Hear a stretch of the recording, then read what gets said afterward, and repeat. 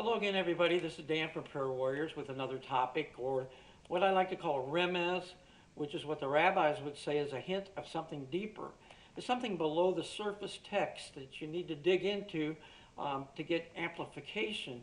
It never goes against the surface text, but it might provide more insight to you. And again, don't take my word for it, but you can find good commentaries or find good ministries like Andy Woods or the late Chuck Missler or the late Pastor Chuck Smith. And you can dig into it for yourself, but I really recommend going through verse by verse, chapter by chapter studies. This is just to maybe give you something that'll get you excited about digging in like that. So today, I'd like to talk about, again, going back to Elisha.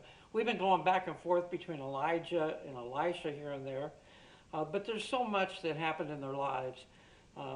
Elisha asked for a double portion blessing as an inheritance from his teacher, father figure, Elijah.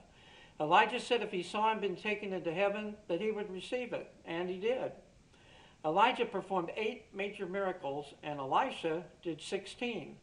Now, I'm no math major, carry the 1 and divide by 50, but that's double.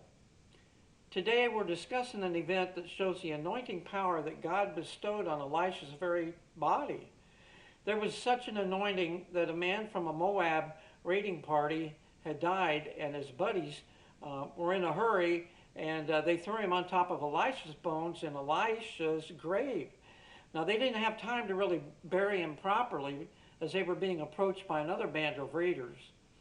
He was brought back to life when his body touched Elisha's bones. Wow.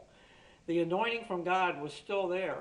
Now, that's the beginning and end of that practice. We're never to seek some type of grave soaking or pagan practice of laying in tombs to seek healing or hidden wisdom. Those are occultic practices that can lead to demonic gateways. Not good. We're to stay away from that.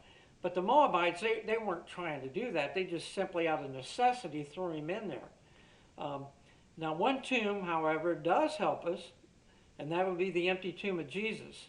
Since his tomb was empty, he had risen from the dead and gives life to all that confess him as Lord. I'll have more to talk about with Elisha in future videos. The links are below, and may God richly bless you.